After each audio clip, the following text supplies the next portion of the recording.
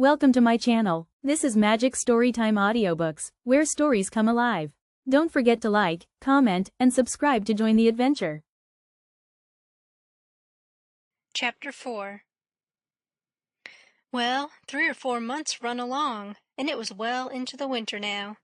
I had been to school most all of the time, and could spell and read and write just a little, and could say the multiplication table up to 6 times 7 is 35. And I don't reckon I could ever get any further than that if I was to live forever. I don't take no stock in mathematics anyway.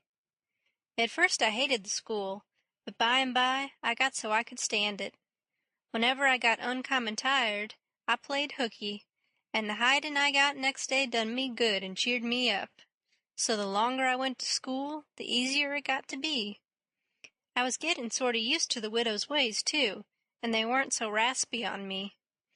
Livin' in a house and sleepin' in a bed pulled on me pretty tight mostly, but before the cold weather I used to slide out and sleep in the woods sometimes, and so that was a rest to me.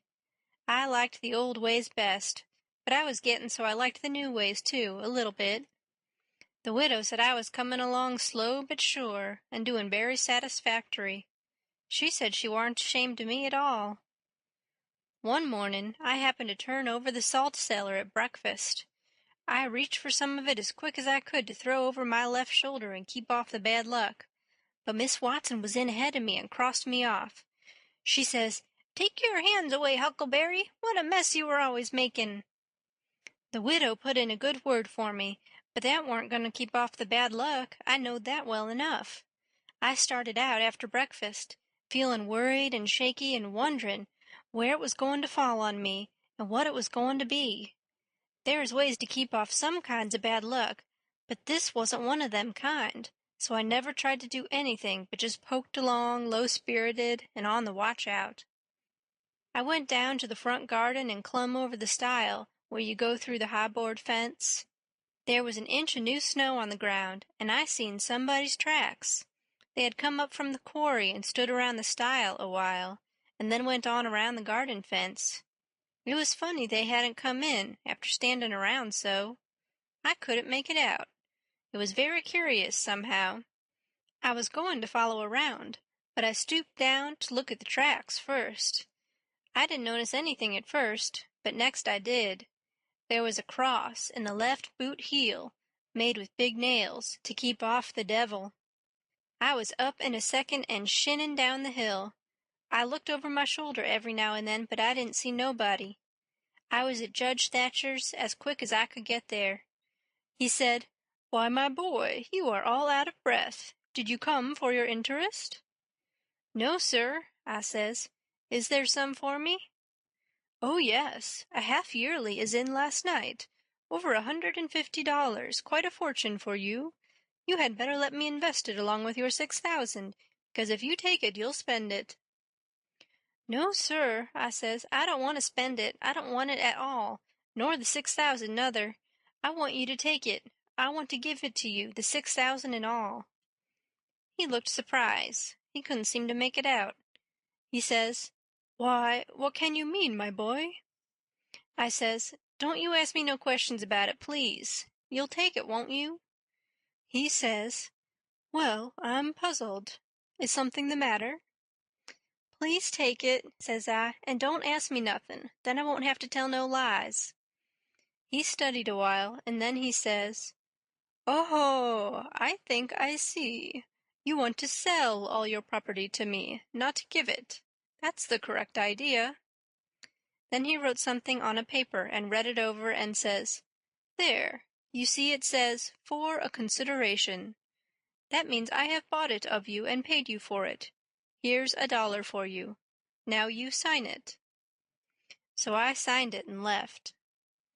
Miss Watson's nigger Jim had a hairball as big as your fist, which had been took out of the fourth stomach of an ox, and he used to do magic with it.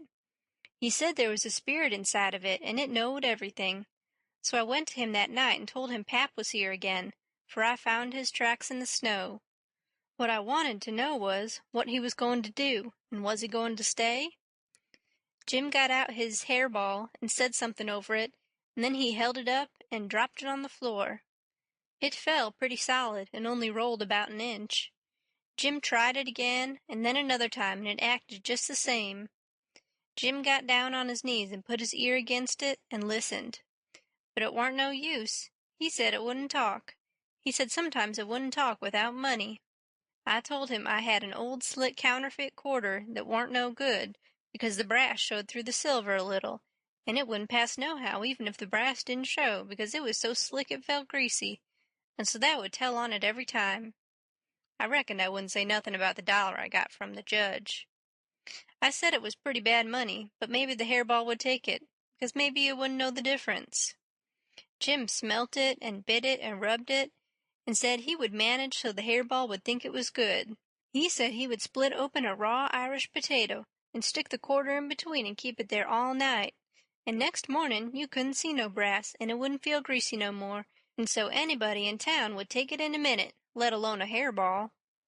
Well, I knowed a potato would do that before, but I had forgot it.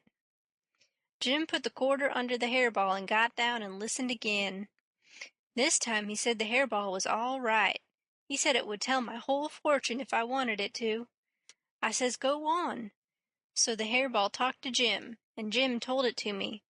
He says, "Yo' ole father don't know yet what he's a-gwine to do. Sometimes he spec he'll go away, and den again he spec he'll stay. De best way is to rest easy and let the old man take his own way.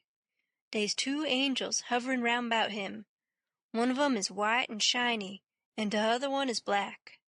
De white one gets him to go right a little while, then de black one sail in and bust it all up. A body can't tell yet which one gwine to fetch him at de last, but you's all right. You gwine to have considerable trouble in yo' life, and considerable joy. Sometimes you gwine to get hurt, and sometimes you gwine to get sick, but every time you's gwine to get well again. Dey's two gals flyin' about you in yo' life. One of 'em's light, and de other one is dark. One is rich, and de other's po'. You's gwine to marry de po' one first, and de rich one by and by. You wants to keep away from de water as much as you kin, and don't run no resk, case it's down in de bills dat you's gwine to get hung." When I lit my candle and went up to my room that night, there sat Pap his own self. End of Chapter 4.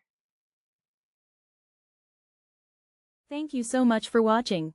If you enjoyed the story, don't forget to hit like and leave a comment. And of course, subscribe to Magic Storytime Audiobooks for more magical adventures.